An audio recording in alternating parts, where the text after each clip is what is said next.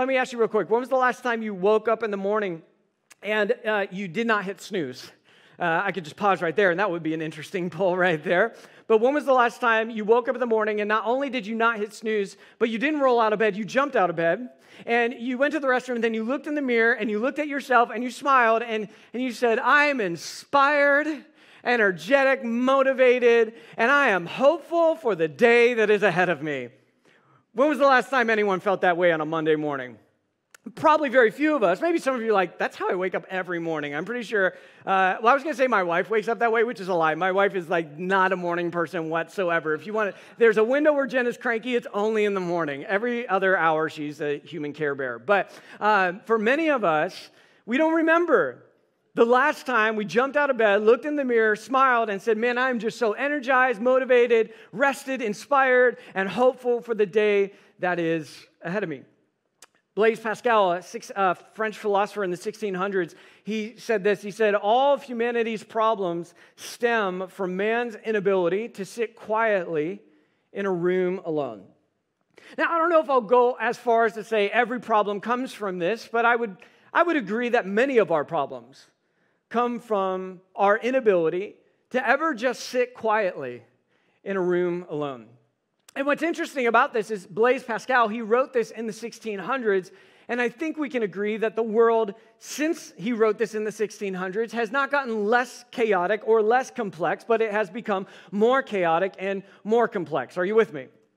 In fact, our problematic relationship with hurry can be dated as far back as the year 1370. I want to take the next few minutes. I just want to walk through a short history of hurry. Where did this hurry culture, this hurry sickness come from? And you can see critical points in the human story where our hurriness began to go to that next level. And one important date to remember is the year 1370, because prior to this year, for much of history, life was experienced in the rhythms of nature. Humans would rise when the sun rose, and they would work during the day, and then when the sun set, they would stop working. And when the sun set, they would rest their bodies, and they would go to sleep, and they would repeat this day in and day out. But in the year 1370, everything would change, because in the year 1370, the first public clock tower was built in Cologne, Germany, which was sort of the inauguration of artificial time into the human story. Instead of allowing natural time to determine the course of our day or the seasons of our life, because once upon a time there was a point where, like, during the summer you would have longer days because the sun was in the sky longer, and then during the winter would be a season of shorter days because the sun would be in the sky for a shorter amount of time. But in 1370, in the inauguration of artificial time, all of that would change. Because instead of rising with the sun and when our bodies are rested, we now began to rise when our clocks told us to rise. That instead of waking up when our bodies were rested and ready to be alert and engage the day, now we allow the droning noise of our alarm clock to wake us up and tell us when it is time to get started. And although you can argue that artificial time might have made, and actually probably did make, humans more efficient, I think you could also argue that artificial time also made us a little less human and caused us to be a little more out of sync with the natural rhythms of our life. It made us a little more mechanical. And so 1370, massive date to remember in regards to the history of hurry, but another date is 1879. And 1879 is another critical moment in the human story and in the history of hurry, because 1879 is the year that Thomas Edison invented the light bulb, making it possible now for people to stay up and to continue their work past sunset. It changed everything about how we look at and navigate our day-to-day lives. Prior to the invention of the light bulbs, you may not know this. Here's a fun fact. Next time you go on a first date, you just need to pull out this fact, and they're going to be blown away. And if they're not, then they're not the one for you. Thank you, single people. You're welcome, single people. I helped you out real quick. But fun fact, before Thomas Edison created the light bulb, you might not know this, but human beings would sleep on average 11 hours a night. Who here remembers the last time you slept 11 hours? And not because you just had like one of those long nights before. You know what I'm saying? Like you slept 11 hours and that was just a normal night of sleep. I don't remember that. And if you're a parent, you know what I'm talking about. So you never get that sort of sleep. But now, since the invention of the light bulb, the average person no longer sleeps 11 hours per night. Now the average amount of time a person sleeps is 7 hours a night.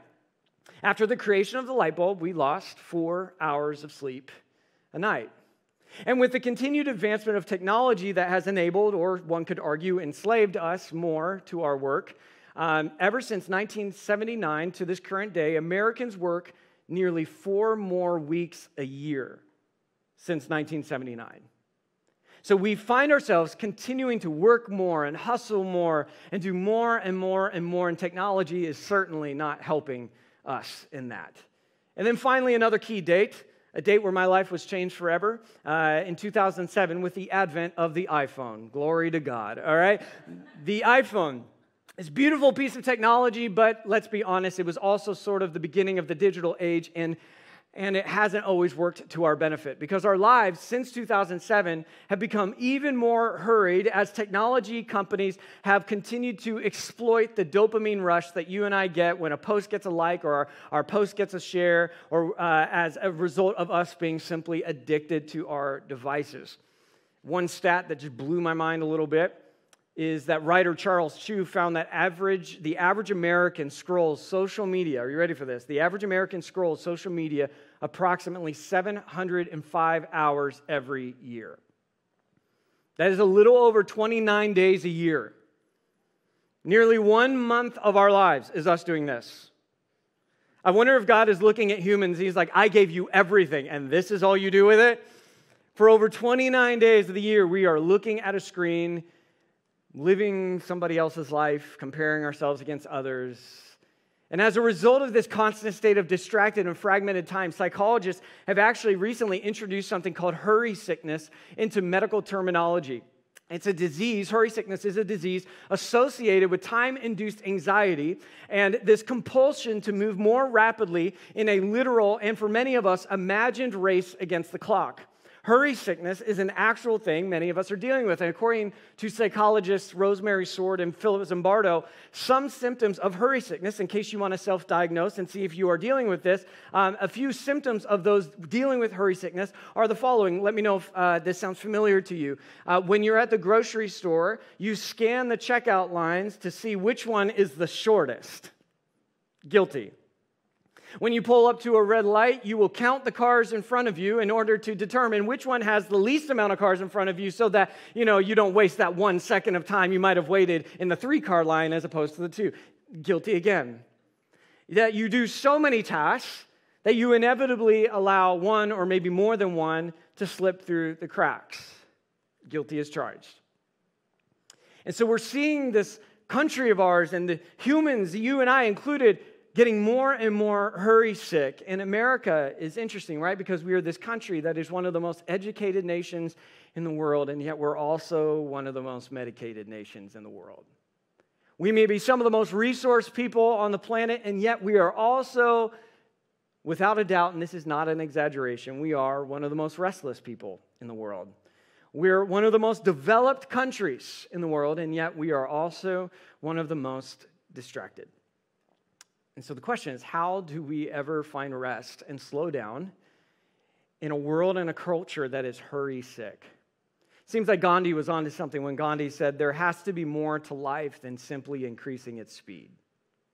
Like there has to be more to life than simply hustling and hurrying our way day to day, just trying to get to the weekend or to our next vacation as fast as possible. Surely there has to be more to life than that. And so today I want to talk about how we can rise above the noise of a hurried life. And first I want to invite you to reflect on this question. I think this question is important. You got to get a vision for this question. You got to get some imagery in your mind of the answer to this question. Otherwise, it just really won't hit in your life. Here's the question I want you to reflect on. Maybe even write down on a piece of paper, or I guess we use technology on your phone. I want you to think about this question. How would a less hurried life lead to a more healthy life for you? How would a less hurried life lead to a more healthy life for you? How would a less hurried life lead to healthier friendships? How would a less hurried life lead to healthier marriages or relationships with your kids? How would a less hurried life lead to maybe a healthier faith? How would a less hurried life lead to a healthier health? Like a healthier you? How would a less hurried life lead you to a more healthy life? What I want to propose today is this idea that is maybe easy to amen, but it's really hard to accept and live out. And that is this, that slow is a sacred life. That a slow life is a sacred life. Because there are some things that you will only experience and know and encounter in your life when you slow down long enough to see it. So, Matthew 11, verse 28, Jesus, he's talking to a crowd of Jewish men, women, and children, and Jesus says this, and I think these words not only ring true for them, but will ring true for us. Jesus says this, "Come to me, all of you who are weary and carry heavy burdens, and I will give you rest. Take my yoke upon you. Let me teach you, because I'm humble and gentle at heart, and you will find rest for your souls. For my yoke is easy to bear, and the burden I give you is light." So if you're here today and you're weary, and you know when you're weary, and there's a difference between, man, I'm a little tired, and then you're like, no, I'm weary. If you're weary today, if you carry heavy burdens today, if there's just like a part of your soul that has yet to catch up to your body because your body is moving at breakneck speed and you just need some rest. And I think Jesus is inviting you into a new and better way to be human today, because the weariness of your life does not have to become normal. In fact, my hope today is that you'll get some handles on how to actually normalize rest and normalize slowness in your life. So Jesus here, he's speaking to a crowd of people who would have been weighed down by a large number of rules that would have been put on them by the religious establishment. In fact, if you were a Jewish man, woman, or child, you were expected to follow over 600 laws. Every rabbi would call you to this life of following, and you would try to follow all of them to a T. There would be 600 laws. And not only would you be called to follow 600 laws, but these rabbis would have laws around the laws. They would call these fences. So they would put rules around the rules to ensure that you don't break the rules.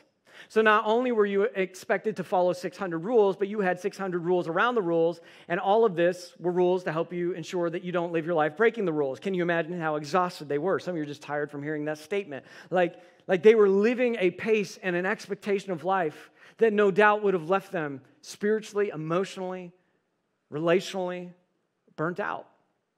Now, it would be easy to blame one religion, or blame all religion for doing this. Some of us, we look and we're like, see, that's why I don't do the religion thing, because it just leads to burnout. And in some ways, I understand what you're saying, but I don't want to throw the baby out with the bathwater, because I don't think religion is the only thing inviting us to more and more and more and to hurry in our day-to-day life. I think if we're honest, religion is only one thing in our lives of many that are constantly inviting us to do more and achieve more and be more, with this promise that you will be happy on the other side of your hustle. And I don't know about you, but it is becoming increasingly difficult because it seems like the goalposts for what happy and healthy look like are constantly moving, right? Like every day, it seems like there's a new opinion and new philosophy and new course and new program on how if you do these things, then you're really going to be rested, and then you're going to be really healthy, and then you're going to be really happy. Like, for example, one day I'm told, don't drink soda anymore and eat more fruit. And then the next day, as I'm eating a banana, I read an article, and they're like, well, if you're eating a banana, you might as well drink a full can of Coke because bananas are worse than Coke. And I'm like, I'm so exhausted. Do I drink Coke or do I eat a banana? I'm confused, right? The goalposts always seem to be moving. There's always this new idea or method to be happy and whole. If I just did a little more, tried a little more, achieved a little more, worked a little harder, go a little farther, then I would be happy, then I'd be whole, then I'd be alive. Can anyone relate? And Jesus is speaking to people who are tired. They're weary of striving and never arriving. They're burdened because they've been told they need to do more if they want to be more. And Jesus, he says this interesting statement that probably means nothing to you 2,000 years later. Jesus says, take my yoke upon you. And some of you might read that and you're like, oh, interesting. I eat eggs every morning, so this is fantastic. I follow in the ways of Jesus. But as great as eggs are, a solid source of protein, that is not at all what Jesus is talking about. A yoke. Everyone say yoke. A yoke is this common Hebrew idiom in the first century that was for rabbis, that described a rabbi's reading of the Torah, the scriptures. A yoke was a rabbi's specific translation and teaching on how to be human. So if you were a particular disciple of a particular rabbi, you would say, I have come under the yoke of this rabbi. I am, which in a sense means I am practicing this way to be human. I believe that this yoke, this way, is the best way to be human in this world. And so it was not unique that Jesus, the Jewish rabbi, remember, he was not a blonde-haired, blue-eyed evangelical that did not even exist. He was a brown-skinned, brown-eyed, Middle Eastern man who was a Jewish rabbi, and he said, I want to invite you under my yoke. That didn't make Jesus unique because all rabbis had a yoke. What made Jesus unique was that while all the other yokes of all the other rabbis were difficult, Jesus was unique because his yoke was easy. His yoke was actually possible to experience in your life. While every other rabbi had 600 plus commands in their yoke, Jesus, when he was asked, what are the most important commands? And every Jewish man, woman, and child would have been expecting Jesus to just roll through the 600 commands that they were expected to follow. But when Jesus is asked, what are the greatest teachings? What are the greatest commandments? In other words, they're saying, what is your yoke? Jesus says the two greatest commands are love God with your heart, soul, mind, strength, and then love people as yourself. And people were like, and he's like, no, that's it. That's my yoke. Love God, love people. That's my yoke. So much easier yoke than all the other yokes of all the other rabbis. And you can imagine the other rabbis, they heard the yoke of Jesus and they're like, are you yoking me, Jesus? Like that can't possibly. That was such a dad yoke. I'm sorry. That is so bad. So bad. Some of you, that will hit you at 1 p.m. All right, but one more thing about yokes, right? Yokes were also something that a bull or an oxen would have had over their shoulders in order to plow the field.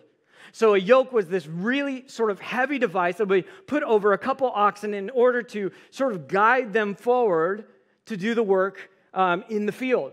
And so this was an agrarian society that Jesus was speaking to, and so this would have resonated entirely. And so Jesus here was telling us something that's true for all of us. Jesus not once did he say, hey, there's a version of life where you're not yoked to anything. He doesn't even imply that. He doesn't suggest that. In other words, what Jesus suggests is that all of us are hitching our lives to something. The question is, what will you hitch your life to? Will you hitch your life? Is anyone thinking of the Will Smith movie Hitch? Every time I say Hitch, I'm only thinking of the Will Smith. Okay, anyway, so Jesus is like, all of us are hitching our lives to something. The question is, what will you hitch your life to? All of us are coming under a yoke. Some of us have come under the yoke of Western individualism. Some of us have come under the yoke of our parents or our grandparents and what they said we need to do in order to be human. Some of us are coming under the yoke of capitalism. Some of us are coming under the yoke of some ideology that was passed down to us. Like, all of us are carrying a yoke. And the question Jesus here is posing is not, will you live a life with or without a yoke? The question is, what yoke will you come under? And Jesus is saying, if you're going to come under any yoke, you should come under mine. Because while all the other yokes lead to weariness and burnout, my yoke is gentle and humble. My yoke is a yoke that you will find rest in. And Jesus here in Matthew is saying, there is a new way to be human, and I am inviting you to come under this new way to be human. And the good news is that this yoke is easier than all the other yokes, and this way is easier than all the other ways, and this way will actually lead not to burnout, but to you feeling whole, alive, rested, and fully human. See, this is important to understand for our lives and how Jesus works. You see, I think some of us, we think that Jesus just makes our lives better if we follow him. And we think, well, if we just follow Jesus, then he's going to wave his magic wand and all our problems and stresses and worries, all of it, every prayer will get answered right when we ask for it. And everything's going to be great and easy if I follow Jesus. And there's some of you, the reason you've walked away from your faith is because you realize that's a sham. You realize this quote-unquote good news that Jesus will just make your life better by removing all your problems and all your worries and your prayers always be answered. You realize pretty quickly life is still hard even when you follow Jesus. Sometimes your life is harder because you follow Jesus. You see, Jesus does make your life better, but probably not the way you thought. Jesus makes your life better by making you better at life.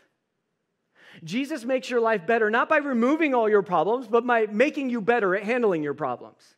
Jesus makes your life better not by removing stress in your life, but inviting you into a way that handles that stress in a better way. Jesus makes your life better, without a doubt. I believe that. I'm a witness to that. Jesus has made my life better, but not the way you might have thought. The way Jesus has made my life better is that Jesus, through his teachings, have taught me and shown me a better way to do life. Jesus makes me better at life, and as a result, my life gets better. And so Jesus here, he's inviting us in a way to get better at life. In a way where there's so many yokes, and there's so many philosophies, and there's so many things weighing us down, telling us that this is how it looks to be human. And Jesus is like, no, there's a better way. And of course, Jesus' yoke of love God, love people. Of course, then, it would invite us into a life of rest, into a slower life. Right? Because we know this. Love, I'm not going to say anything you don't know. Love and hurry is incompatible. Love and hurry is incompatible. Have you ever tried to open up your heart to somebody in a conversation? This is a big pet peeve of mine. You're trying to have a conversation with somebody and their eyes are looking all over the place. They're not looking they're not engaged. You can tell they're thinking about the next thing, or this, when you're in the middle of a sentence, and you can tell the person is already thinking about what they're going to say in response to your sentence instead of just hearing what you're having to say. When that's happening. And so I think deep down, we know love and hurry are incompatible, right? Because love is slow. Love is really, really difficult. All my single people, if you went on a date and that person at the end of the first date, you're walking about, you're about to leave each other, and at the end of your first date, maybe it was good and all, maybe it was a great date, but at the end they looked at you and they're like, I just want you to know I love you. You'd be like, okay, and you would probably be moving quickly the other direction. Why is that? Because we know love takes more time than that, right? Love is painfully time-consuming. There's a reason in 1 Corinthians chapter 13, the Apostle Paul, he's defining love, and he's telling us all these characteristics of love. And I find it not to be a coincidence that Paul's first characteristic that he gives about love is that love is patient. Because love takes time. Hurry kills relationships. Hurry kills community because hurry doesn't have time to give, and you only build relationships through investment. Hurry kills joy. Hurry kills gratitude. Hurry kills appreciation because hurry doesn't have the time to ever enter into the goodness of a moment and just relish in it. Hurry kills wisdom because wisdom is born in stillness and in reflection, and hurry doesn't know how to be still long enough to ever reflect deeply. Hurry kills what we hold dear. Hurry can kill your spirituality. Why aren't I there yet? Why I'm not growing yet? And sometimes I think God's like, why don't you just be where you are? Why don't you just be where you are in this moment? Hurry can kill your health. Hurry can kill your marriage. Hurry can kill your family. Hurry can kill thoughtful work. Hurry kills creativity. Hurry can kill a life of generosity. Hurry is the sociopathic predator loose in our society. And some of you are like, that's a little exaggeration. No. I really think hurry is actually this detrimental to our lives when we allow hurry to be the hitch that we are connected to, or the yoke that we are hitched to. And so Jesus here is saying, will you hitch yourself to hurry, or will you hitch yourself to love? Will you come under the yoke of hurry, or will you come under the yoke of love? And Jesus never promises when you come under the yoke of love that you will have an easy life, but he does promise us an easy yoke. Jesus is inviting us into a new way that makes us better at life, and in turn, we will find rest and a life that is much better than maybe the one we're living right now. I love what the poet Mary Oliver, she said this. She said, attention is the beginning of devotion. Attention is the beginning of devotion. If our attention is constantly torn, right, hurrying from one obligation to the next, our lives really begin to falter. Rest begins when we halt that shrieking speed of life. We pull over the proverbial car we're in. We step outside the passenger side and simply look, listen, and rest in God's love. And the question is, how do we do this, right? That's the question we should be asking. I think ideally, we're probably on the same page. You may not agree with me, everything that the Bible says or about Jesus or church or whatever, but I bet we all can agree that a less hurried life is a more healthy life. So the question is, how do we actually bring that idea into action, into our lives here and now? I want to spend the rest of our time just talking about 4 practices and 4 principles, all right? 4 principles on how to live a less hurried life, how to heal from a hurried, sick soul, and then 4 ways that we can practice these principles. And I'm just going to warn you, you're probably not going to like them. So if it were easy, we'd all be doing it. And these are things that I am still working through, still working on, and I promise you I'm not an A-plus student on all these things, but I'm trying to get better. And I found an immense amount of health on the other side of doing these things. So 4 principles to healing from a hurry-sick soul. The first is this: silence and solitude. Silence and solitude. You may not remember this, but before the world of smartphones and smartwatches, there was this unique human phenomenon called boredom. Remember that?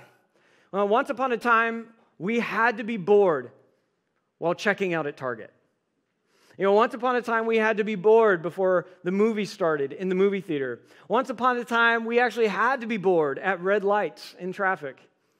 And if we're going to heal our hurry-sick souls and find rest, it really begins with changing our mentality on boredom. That some of us find boredom to be a curse. But if you're going to embrace silence and solitude and heal from a hurry-sick soul, we need to change our perspective. Boredom is not a curse, but boredom is a blessing.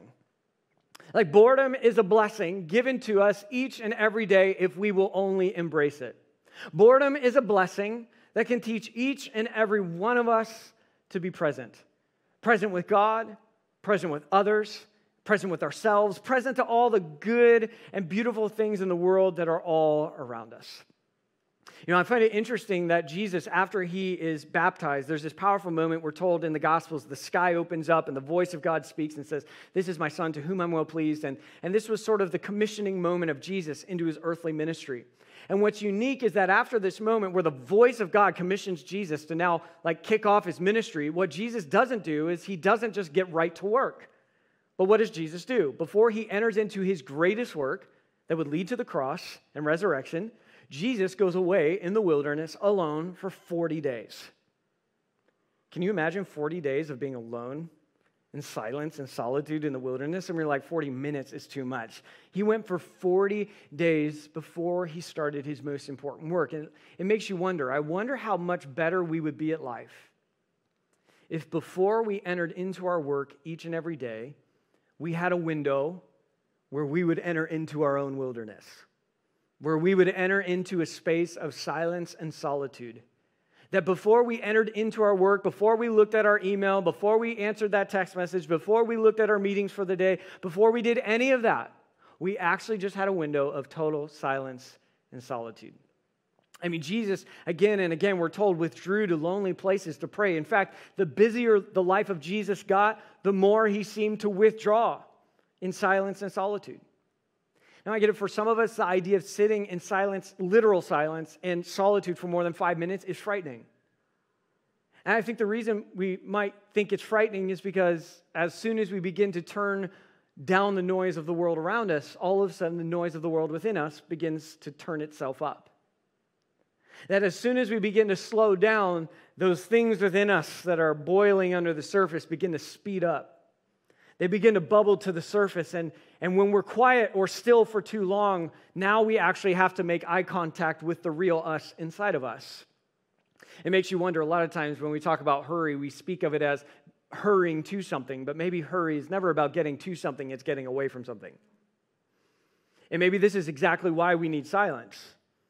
It's why we need silence, because we actually need to take moments each and every day to look at ourselves, to see how we are really doing. And one more thing, solitude and isolation are not the same.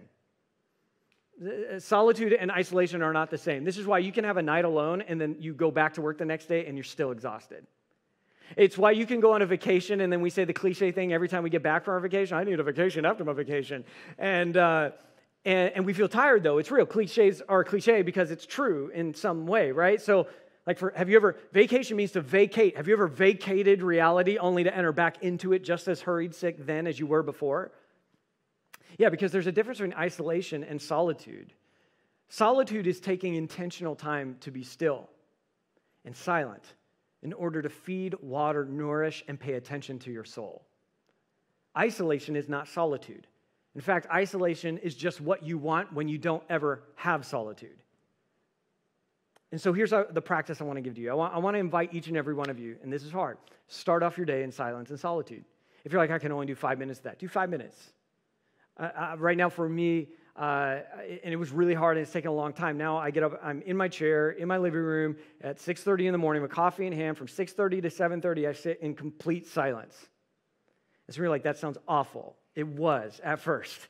But now, if I do not get that hour of silence, my day's a wreck.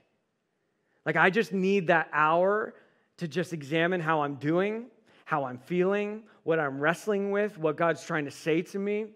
And that hour of silence, my other 23 hours are significantly better because of the first one.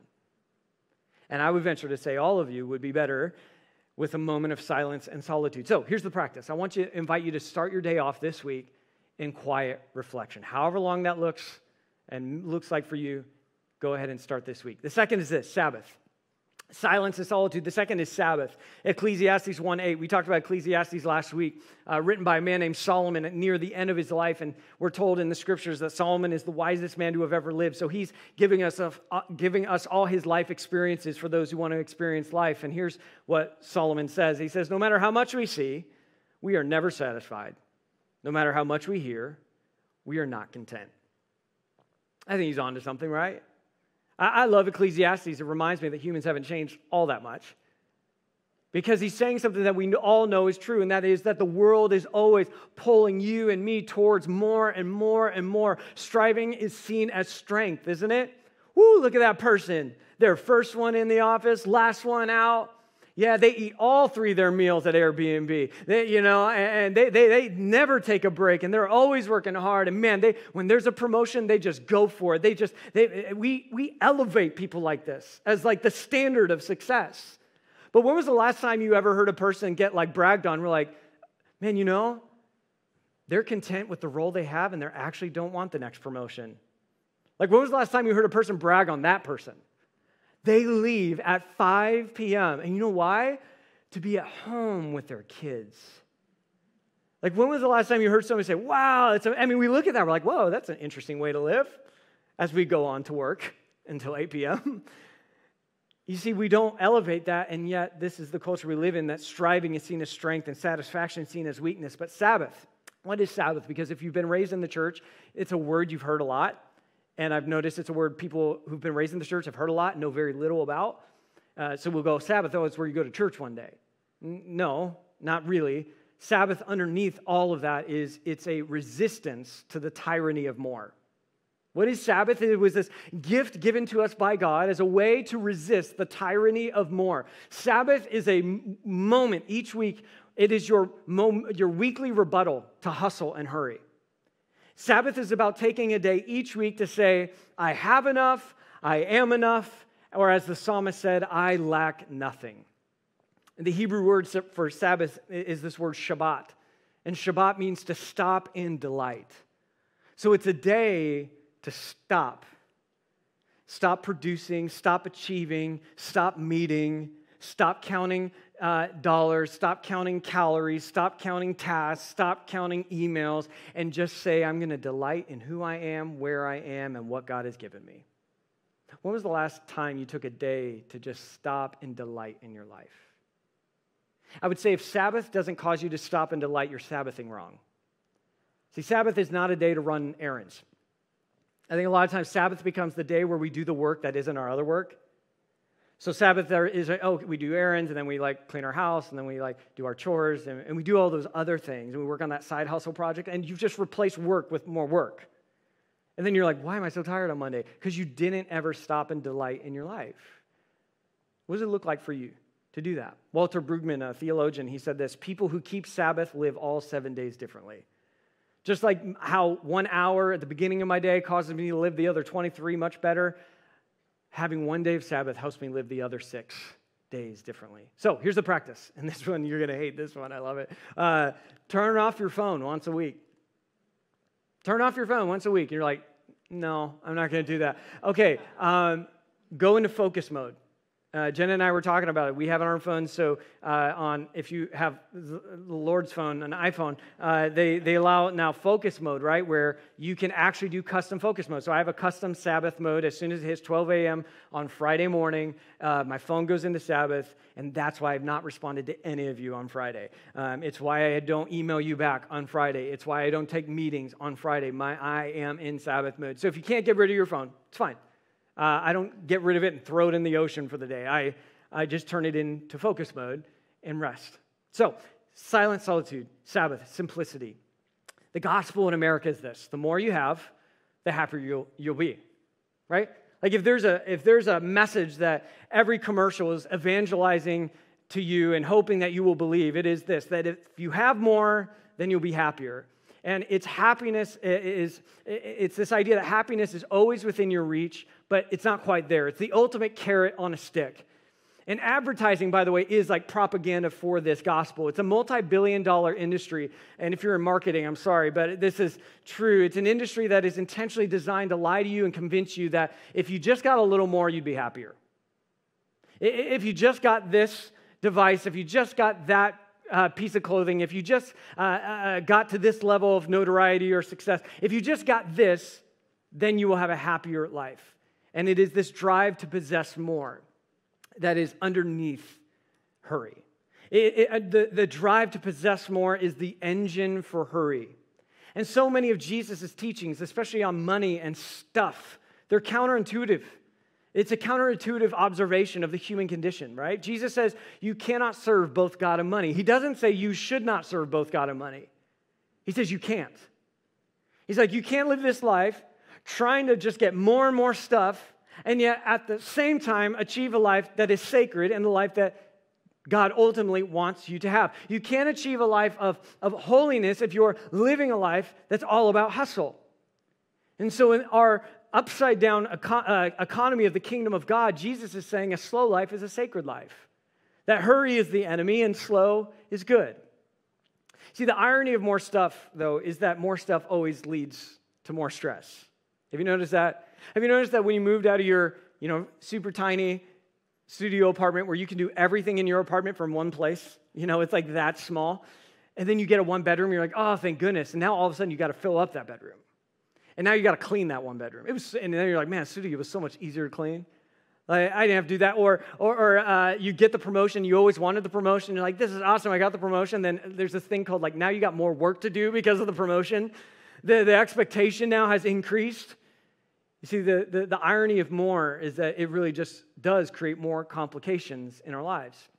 We did a series a few years ago on minimalism.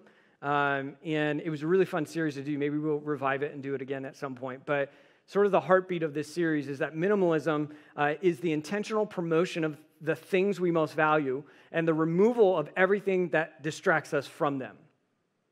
So minimalism is not just about having less. In fact, it's about having more by having less. I will have more in my life by having less. I will own less so that less things own me. More margin, more joy, more contentment, more peace. That's what minimalism is all about. I wonder if there's areas in your life that you could simplify. That if you're going to rise above the noise of hurry and hustle, you're like, I just got to get rid of some things that are constantly pulling me towards more. So here's your practice. I want you this week is to get rid of anything that does not add value to your life or does not spark joy. All my hoarders in the room, you're like, oh dear Lord, you're going to have to help me. I hear the nervous laughter. Get rid of anything that does not add value to your life or does not spark joy. And chances are, myself included, you open up your closet, there's a few things that fall into these categories. You're like, but it sparked joy for me 20 years ago. It hasn't sparked joy for you in the last 20 years. It adds no value to your life. Simplify. And you'll begin to feel the weight of more decrease, more. Last thing is this, and that is to move slowly, to go slow. If you're going to ever slow down, to ever rise above the noise of hustle, you need to embrace something that we don't want to embrace in our hyper-individualistic world. And again, you're not going to like this, but what we got to embrace is that rules are good. And someone was like, no, like individualism, no rules. No. Rules are good. I know it's hard to trust that. Not all rules, but some rules in your life are good, right? And like we understand that. Like if I have no rules on how much Taco Bell I eat, it's a bad day. Like it's not going to be good for me because I love Taco Bell. I gotta draw the line somewhere, right? And we all know this. And so if you work every single hour of every single day and never take a break, yeah, you're going to burn out. And maybe you have the capacity to go longer than most. You will burn out at some point. Why? Because you have no rules. Rules are good in your life. You have limits in your life. I think it's important to understand you are a finite human being. You are not infinite. And if you're going to heal your hurry-sick soul, you will need to not only learn what your limits are, but you're going to have to learn to love them. Learn to love your limits. Because the more you love your limits, the more margin you have. The more margin you have, the more space you have to move slowly through this life and not miss a thing. Pastor Tim Keller, he once taught about something called liberating restrictions, which I think is just a great way to put it. We all need some liberating restrictions. Some restrictions in our life, some ways in our lives that we say no to good things, so we're actually liberated for the great things. And by the way, most of the things you need to say no to are not like evil things. I doubt any of you are like, I guess this means drug dealing needs to stop. Like, no, yes, it should stop. But like, that's probably not the thing you're dealing with. It's probably like, I have my phone next to my bed, and it is the first thing I see in the morning, and it is the last thing I see at night. Probably won't cause you to go to prison forever, but it probably won't make you much healthier. Like, oh yeah, I am available for anybody at all times, whenever they need it. I mean, I guess you can dress that up and say, wow, I guess that's commendable. It's not like an evil thing. But if you have no limits on that, you are actually going to be enslaved. See, a life of total freedom really is a life of total slavery. So we need some limitations that create liberation in our life to say yes to the right things. Slowing down requires patience, and the thing about patience is patience always takes practice. Patience takes practice. So instead of giving you one practice, I'm going to give you a lot because patience takes a lot of work. Let me give you 10 little ways that you can create some patience in your life. Here's the first one. You're going to hate this. Go the speed limit. Like, go the speed limit. Just go. Why? Because you're going to live a slower life. Slow is sacred. In fact, we'll go a little further. Turn off your music in the car and get in the slowest lane possible. Can you imagine how many more minutes or hours a week of prayer you could get if you just practiced this and just prayed while you were driving or reflected while you were driving? Show up 10 minutes early for an appointment and don't look at your phone while you're waiting. Choose the longest line at the grocery store. As you're looking, you could go the express line, but you're like, nope, I'm going in the one with 10 people. That employee probably won't like you, but you will like you because you chose to go a little slower. Turn your smartphone into a dumb phone every once in a while, right? Turn off your notifications.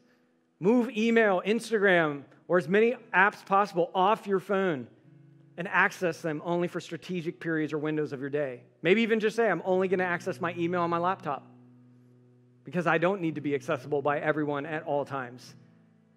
Maybe for some of you, it's leaving your phone outside your bedroom and you don't get it until you're done with your time of silence and solitude. That you're not going to let your phone be the starting point of your day. This thing I'm really been getting into a lot is time blocking. That we live in a culture where we're like multitasking. Let's do how many things can I do at once? The problem is you literally can't give 100% of yourself to more than one thing. Mathematically, it just doesn't work. So what would it look like for you to actually time block and say from this time to this time, I'm actually just focusing on one really good thing, something that I can really contribute to the world and it makes the world a little bit better. Walk slowly when you're behind a tourist. Yeah, and you know when you're behind a tourist, right? Like just slowly walk behind them. Practice mindful meditations or breathing practices. Cook your own food and eat inside. Do you know how much better your relationships would be if you invited them into your house? Let's just eat together. There's something about relationships, a depth that is cultivated around the dinner table. I guess if I could sum all these practices up, is this next week, find those areas you're tempted to speed up and slow down. Pay attention to your body. When are those moments that you feel that little adrenaline kick in? And you're like, oh, I need to get going. Or you feel that agitation, that stress. Like, I need to get in that lane. I need to go a little faster. Okay, slow down. Intentionally slow down. See, Jesus tells his audience 2,000 years ago that they will find rest, which only means that he was talking to a group of people who had lost their rest. They had lost their joy. They had lost their peace. They had lost contentment. Somewhere along the way, this life full of hurry and hustle hijacked the lives that they were created to live. So can I ask you as we wrap up, have you lost your rest? Have you lost peace? Have you lost contentment? Have you lost like that health where you just feel happy to be alive and whole? Jesus invites us into a new way, a better way, a fuller way to be human. And it's not a life that's moving at the breakneck speed of the culture around us. But Jesus invites us to move at the speed of love. And in Jesus' upside down kingdom, hurry is the enemy and slow is sacred. Dallas Willard, he said this. He said, you must ruthlessly eliminate hurry from your life. Hurry is the great enemy of spiritual life in our day. What does it look like for you to ruthlessly eliminate hurry from your life? Can we stand to our feet? Can we close our eyes? We're going to go into a time of just reflection. And this is one of those messages I didn't expect anyone to be like crying after. It's just not like one of those talks. But it's one of those talks that I actually believe if you do this, you'll be a better human. Like, can you imagine a life where you have windows of silence and solitude, where you take a day each week and stop and delight in your life? Where you take a week, or you live a life of simplicity, where you are not being driven by the tyranny of more? Can you imagine a life where you move slow enough to pay attention to what God is doing? What could happen in your life if you just slowed down long enough to see it? Let's close our eyes. And I want to just ask you one last time. How would a less hurried life lead you to a more healthy life? And I want you even to envision, what would your family look like? What would those relationships with your children or with your spouse, or what would that look like if you just slowed down? What would your health look like? What would it feel like if on Friday when you closed your laptop, you knew it was going to stay closed? How would that affect your weekends, your relationships with friends? I wonder what your mornings could be like if instead of notifications and emails, you just allow the presence of God to be where you started the day. How would a less hurried life lead you to a more healthy life? Let's live the slow life together and see what God does. Let me pray for you. God.